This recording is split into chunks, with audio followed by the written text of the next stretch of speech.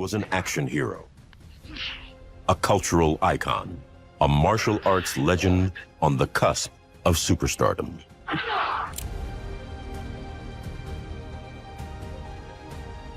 The first mixed martial arts fight, and it was Bruce Lee. Because Bruce Lee, that back then, even when I was training in Taekwondo, when I would go to Muay Thai gyms, my instructor did not like it. July 20th, 1973. Bruce Lee dies at just 32 years old. 6 days later, Enter the Dragon premieres. Bruce was really ahead of his time. And I worked out with Bruce Lee, and I worked out for 3 years. So he called me up and said, I want to do a movie with a fight scene that everyone will remember. He never saw it become one of the highest grossing films of the year, never witnessed the revolution he started, never knew his name would reshape an entire genre. But here's the thing. Bruce Lee changed martial arts cinema in many ways, and it goes far deeper than anyone realized. Let's take a look at not only how Bruce Lee changed fighting on screen, but also his legacy away from the spotlight. The man who made violence look If you were alive in the 1960s and had the chance to watch martial arts films, you would quickly notice a peculiar pattern. These movies fell into one of two categories, and neither truly represented authentic combat.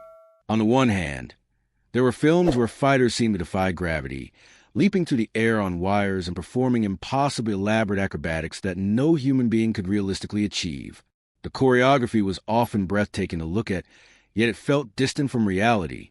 On the other hand, some films attempted to mimic Western boxing or brawling, but these fights were clumsy, poorly executed, and completely devoid of any real technique. The impact, strategy, and physical nuance were absent. Everything felt theatrical, almost like watching a stage dance performance rather than observing a genuine confrontation between trained warriors. Audiences could enjoy the spectacle, sure, but they could not believe in it, nor could they learn anything about the real art of fighting from it. The authenticity was missing entirely, and the cinematic world of martial arts lacked the gravitas and intensity that a true master could bring. Then came Bruce Lee, a man who would redefine everything we thought we knew about martial arts cinema. His arrival on the screen was more than just a performance. It was a seismic shift that would reverberate throughout film history. The moment Lee appeared, it was immediately clear that something was different. Every movement, from a simple punch to a complex combination of kicks and strikes, carried weight, precision, and clarity. There were no wires to elevate him, no trick photography to exaggerate his speed, no cinematic smoke and mirrors. What the audience saw was pure, raw, and fluid combat that looked as though it could truly inflict harm. This was combat with logic and realism entirely absent in earlier films. Each move had purpose. Each technique was grounded in reality. The fights were not there just to dazzle viewers. They were demonstrations of a martial philosophy, made visible, accessible, and thrilling to watch. Lee's philosophy, derived from Jeet Kune Do, was central to this revolution. Jeet Kune Do, often summarized as a style of no style, emphasized adaptability, fluidity, and elimination of unnecessary movements. Bruce Lee famously said, "Be like water," encouraging his students and viewers alike to adopt a form that was flexible, shapeless, and responsive to any challenge. This was not abstract advice.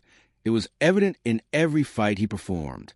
His movements were so rapid that camera operators often struggled to capture them correctly, needing specialized techniques to keep up. And Lee insisted on performing his own stunts, not because he wanted to show off, but because he knew that genuine skill and mastery could not be faked convincingly on screen.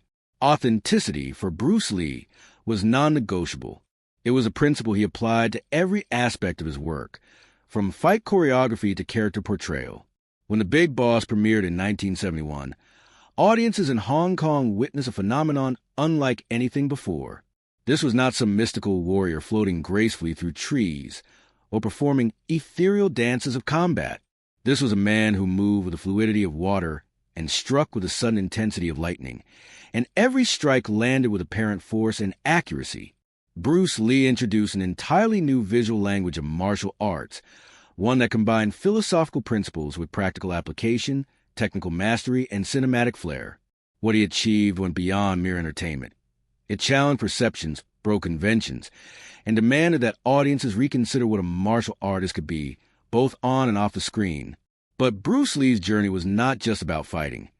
It was about overcoming systemic barriers in the entertainment industry. Hollywood of the 1960s was a world of rigid stereotypes. Asian actors were confined to background roles, comic relief, or villainous parts, with little hope of ever leading a major production. For Bruce Lee, making fights look real on screen was only the beginning. He needed to break down these barriers to demonstrate that not only could he perform like no one else, but he could also be the central hero, the magnetic, powerful, and captivating lead in stories traditionally dominated by white actors. His life, philosophy, and career would become a battle on multiple fronts. Against unrealistic portrayals of martial arts, against institutionalized racism, and against the prevailing norms of cinema itself. In this journey, Bruce Lee transformed martial arts cinema from spectacle to substance, from fantasy to authenticity. He not only introduced a new level of technical precision, but also instilled a philosophy that changed how audiences perceived action, heroism, and physicality. Through his films, his teaching, and his unyielding commitment to excellence, Lee created a blueprint for action cinema that continues to shape the industry today. Every modern martial arts movie, every blockbuster action sequence, every fight scene that feels genuine can trace its lineage back to the innovations Bruce Lee brought to the screen. This video will take you on a comprehensive journey through Bruce Lee's career, his revolutionary influence on martial arts cinema, and the cultural and social impact of his work. We will explore the early years, his struggles in Hollywood, the phenomenal success of his Hong Kong films, the creation of Enter the Dragon, and how his philosophy and approach reshaped global entertainment. Along the way, we will examine how Bruce Lee's influence extended far beyond cinema, shaping modern action films, video games, anime, comics, and even popular perceptions of martial arts and heroism. From the technical mastery of his fight choreography to the cultural significance of seeing an Asian hero take center stage, Bruce Lee's legacy is immense, complex, and enduring. Early struggles and Hollywood challenges. Bruce Lee was born in 1940 in San Francisco, but his early life and formative years were shaped by Hong Kong, a city vibrant with culture, film, and martial arts tradition. The son of a Cantonese opera star, Lee was immersed in performance from the very beginning. He grew up in an environment where physicality, discipline, and showmanship were intertwined. From a young age, he trained in martial arts, demonstrating not only natural talent, but also an insatiable curiosity for understanding movement, technique, and the philosophy behind combat. His experiences in Hong Kong shaped his worldview. He saw the power of art to entertain and inspire, yet he also witnessed firsthand the limitations imposed by rigid societal structures, especially for Asian performers. This early exposure would later fuel his relentless drive to break barriers in cinema and redefine what an Asian hero could look like on screen. By the mid-1960s, Bruce Lee was ready to bring his talents to a global audience. His big break in the United States came in 1966 when he landed the role of Kato in The Green Hornet, a popular television series. Kato was a chauffeur and martial arts expert, a character meant to support the titular hero, Britt Reed. Yet, despite the secondary status of his role, Bruce Lee immediately captured the audience's attention. His fight sequences became the highlight of the show, blending authentic martial arts techniques with cinematic flair. Viewers were enthralled, and critics praised his presence on screen. Lee's performance was electrifying, dynamic, and unlike anything American audiences had seen before. The choreography was sharp, the movement precise, and each strike carried weight and intent. He was not just performing stunts. He was demonstrating mastery, teaching audiences through action. However, despite the success, Hollywood was not ready to embrace Bruce Lee as a leading man. In 1960s America, the entertainment industry had narrowly defined the roles available to Asian actors. They were routinely cast as villains, subservient characters, or comic relief, never as heroes, romantic leads, or figures of authority. Even though Bruce Lee had proven that he could captivate audiences with his charisma, skill, and screen presence, these systemic limitations prevented him from securing the leading roles he deserved. Hollywood studios were intrigued by martial arts as a concept. They saw its potential for excitement and novelty, but they were unwilling to place an Asian man at the center of these stories. This disconnect was a source of frustration for Lee. He had the talent, the vision, and the audience appeal, but the industry's gatekeepers continued to ignore him, preferring to maintain the status quo of racial stereotypes and safe casting choices. This struggle was exemplified during what is now referred to as the Kung Fu controversy. Bruce Lee developed a concept for a television series based on a wandering Shaolin monk navigating the American West. The original character, named Assam, was envisioned as a strong, complex Asian hero capable of defeating adversaries with both skill and intelligence. The project initially attracted interest from producers, who saw the potential of martial arts storytelling for American audiences. Yet, when casting decisions were made, the lead role went to David Carradine, a white actor, portraying a different character named Kane. Bruce Lee watched his vision materialize without him. Whether the show was a direct appropriation of his ideas or a coincidental parallel development remains a topic of debate, but the message was clear. Hollywood was willing to explore martial arts only under the condition that the lead was not Asian. Faced with these barriers, Lee made a bold, life-altering decision. In 1971, he returned to Hong Kong, seeking creative freedom and an environment where he could fully realize his vision without the systemic limitations of Hollywood. This move marked a turning point in his career. In Hong Kong, he was not constrained by racial typecasting or studio politics. He could direct, choreograph, and act with full control, creating films that represented his philosophy, skill, and cinematic vision. His return resulted in The Big Boss, a film that instantly became a cultural phenomenon in Asia. Audiences were captivated by the authenticity and intensity of his performances, and the box office response shattered previous records. No longer limited by Hollywood's narrow definitions, Bruce Lee was free to innovate, to fuse philosophy with action, and to bring a new standard of martial arts cinema to life. The success of The Big Boss was soon followed by Fist of Fury and The Way of the Dragon, both released in 1972. Each film reinforced Lee's growing status as a superstar, combining technical mastery, charisma, and groundbreaking fight choreography. His portrayal of strong, principled heroes contrasted sharply with the caricatures of Asian characters prevalent in Western cinema. These films did more than entertain. They challenged cultural perceptions, demonstrating that an Asian actor could be a compelling lead capable of carrying a narrative, commanding the screen, and drawing massive audiences. Bruce Lee's early struggles in Hollywood highlighted the limitations of the American film industry at the time, but they also set the stage for his revolutionary contributions to cinema and representation.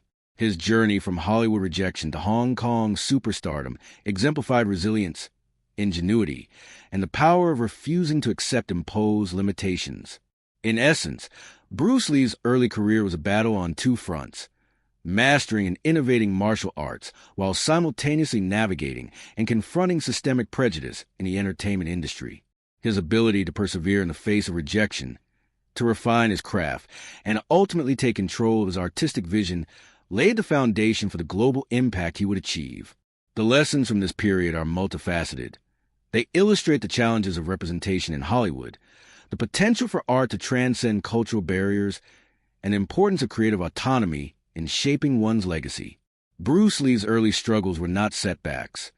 They were catalysts that propelled him toward unprecedented success, both as a martial artist and as a cultural icon. Hong Kong breakthrough and film revolution. After leaving Hollywood behind, Bruce Lee returned to Hong Kong with a renewed sense of purpose and an unwavering determination to redefine martial arts cinema.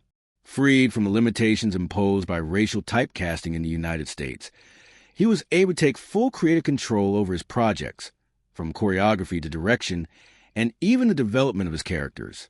This period marked the beginning of a transformative era, not only for Lee personally, but for the entire film industry in Asia and, eventually, the world.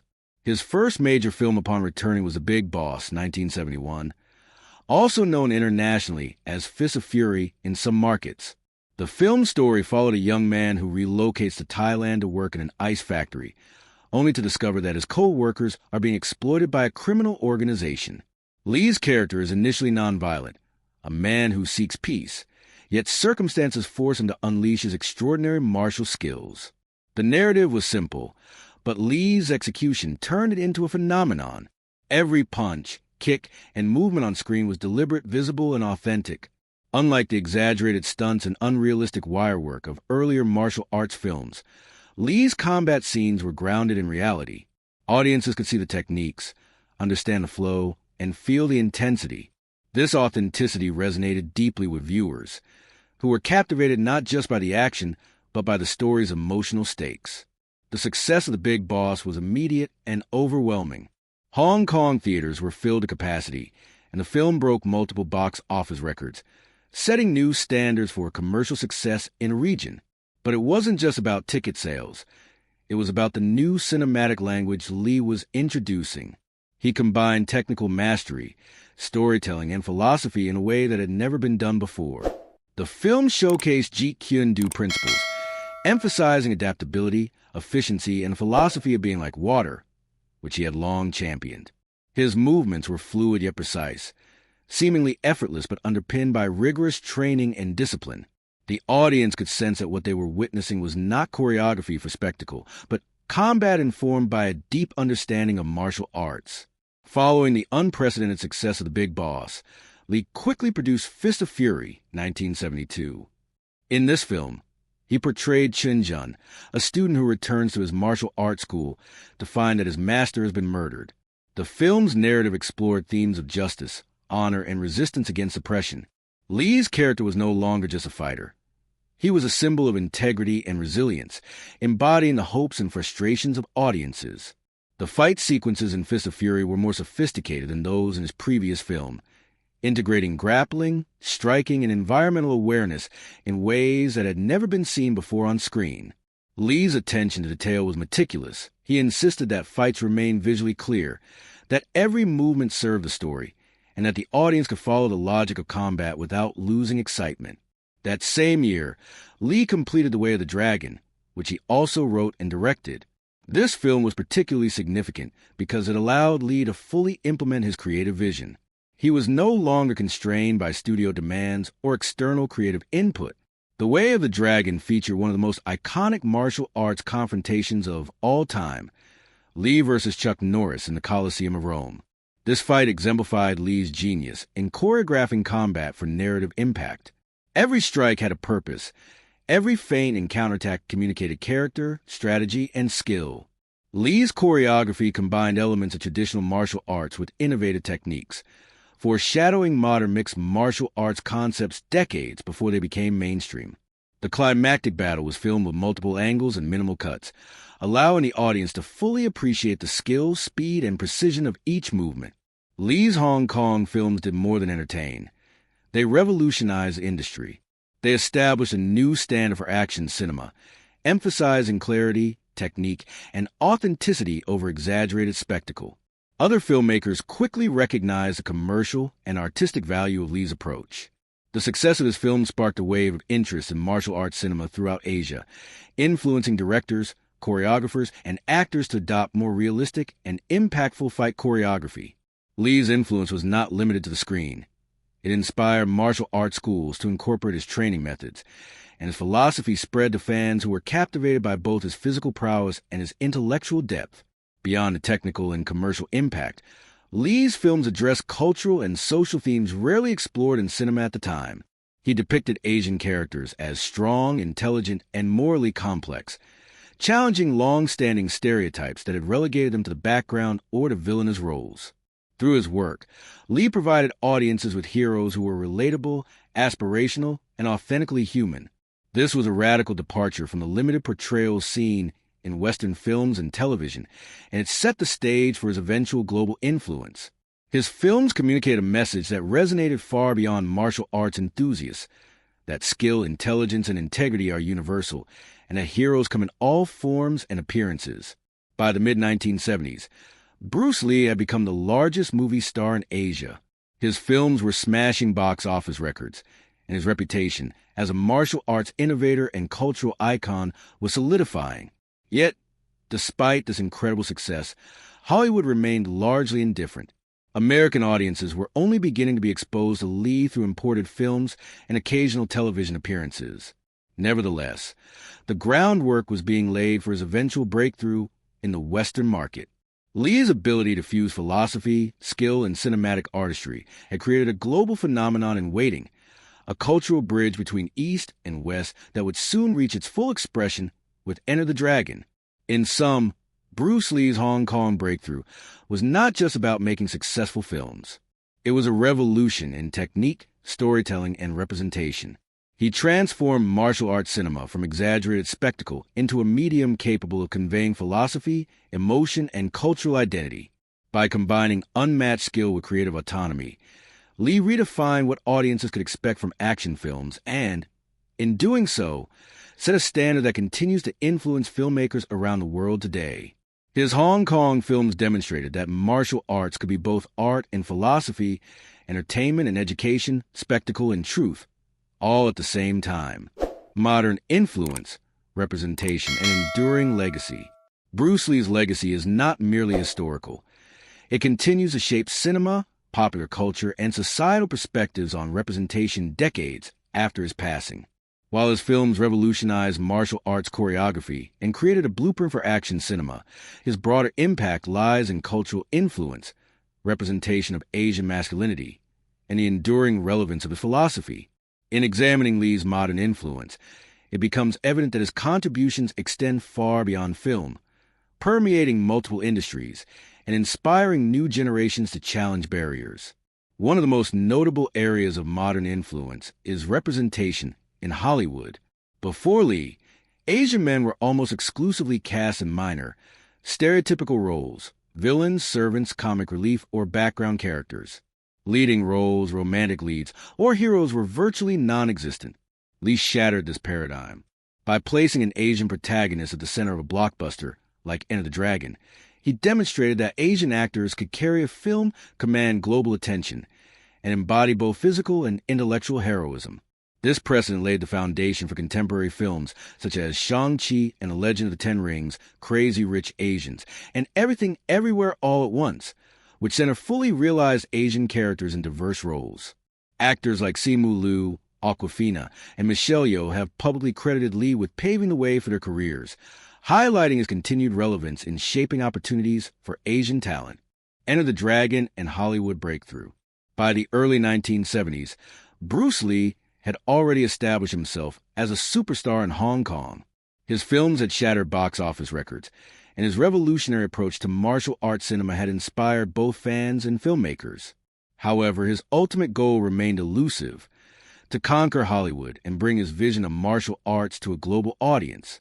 This ambition culminated in Enter the Dragon in 1973, a project that would not only define Lee's career, but also forever change the landscape of action cinema worldwide.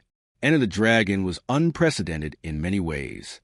It was the first major Hollywood martial arts production filmed in Hong Kong, produced by Warner Brothers.